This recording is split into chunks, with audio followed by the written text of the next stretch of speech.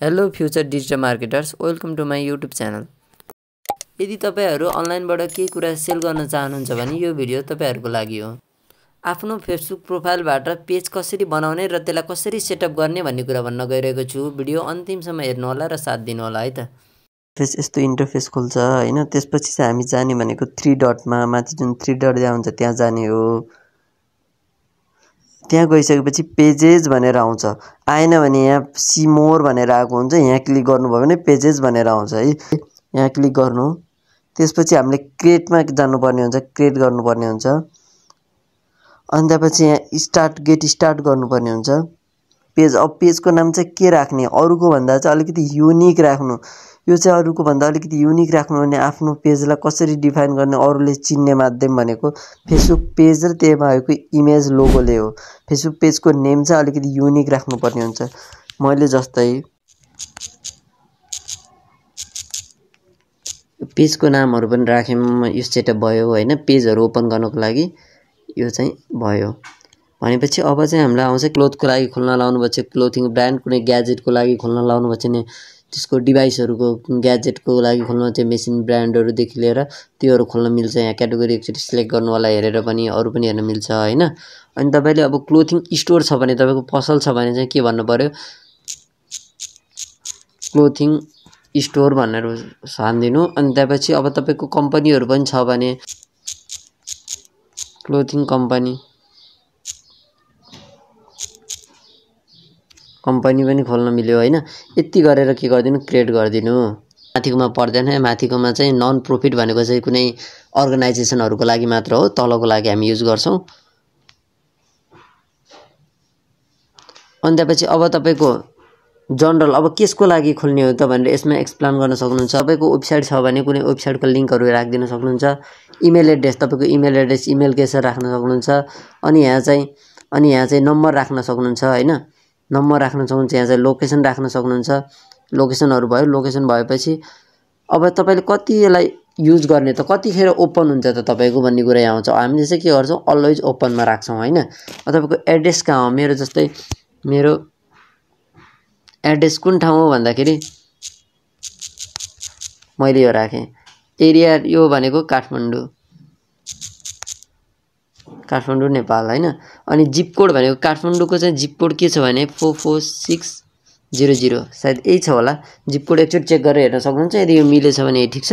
काठमाडौँमा हुनुहुन्छ भने आफ्नो लोकेसन अनुसार फरक हुन्छ है। यो चाहिँ जिप काठमाडौँ, भक्तपुर, ललितपुरको चाहिँ सायद यही होला।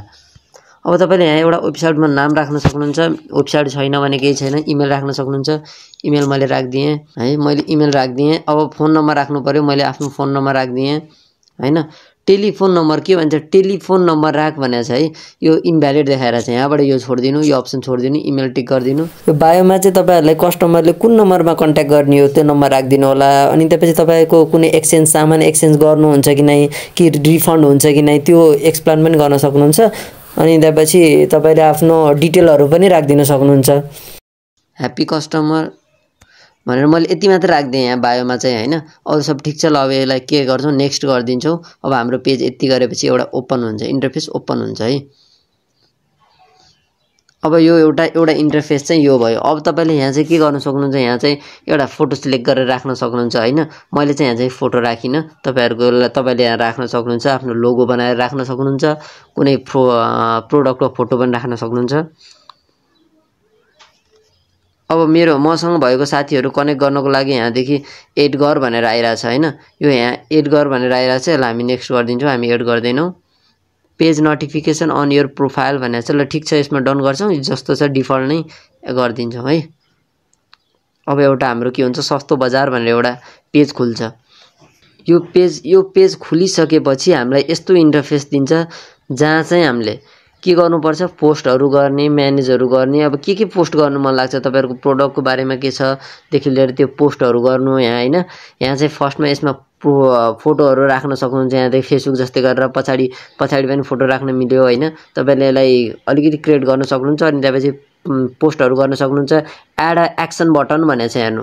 यो एड एक्सन बटन भनेको तपाईलाई कुन चाहिँ गर्नु त, सेन्ड मेसेज हामीले तपाईँलाई मेसेन्जरमा मेसेज आउनु पऱ्यो कि कस्टमरको, तपाईँलाई वाट्सएपमा मेसेज आउनु पऱ्यो कि डाइरेक्ट तपाईँलाई कल आउनु पऱ्यो कि तपाईँलाई इमेलमा आउनु पऱ्यो कि भनेर हामीले यहाँ सेट गर्न सकिन्छ। नर्मल्ली हामीले मेसेज बटनमा के गर्छौँ, मेसेजमै सेन्ड गर्छौँ, मेसेन्जरबाटै ठिक हुन्छ है। अनि त्यसपछि हामीले के गर्छौँ, अब के गर्छौँ, सेभ गर्छौँ हो। हाम्रो सेभ भयो। अब सेभ भएपछि यो भ्यायो एड गर्यौँ हामीले। अब हेर्छौँ हाम्रो यहाँ के पुगिरहेको छैन त, हामीले चाहिँ प्रोफाइल पिक्चर पनि एड गरेको छैनौँ होइन। यो मेन्यूमा देखाइरहेछ, तपाईँहरू सबै एड गर्नु, त्यसपछि साथीहरूलाई सेयर गर्नु होइन। फेसबुक अलिकति 2-4 वटा फलोवर भए पनि बढाउनु तपाईँहरूले। यो चाहिँ मैले डेमोको लागि मात्र खोलेको हो, तपाईँहरूको लागि। एकचोटि यो प्रोफाइलहरू पनि बढाउनु, एकचोटि अलिकति फलोवर्सहरू पनि बढाउनु। त्यसपछि हामीले के गर्छौँ, बुस्टको कामको लागि एक्सेस दिने काम गर्छौँ।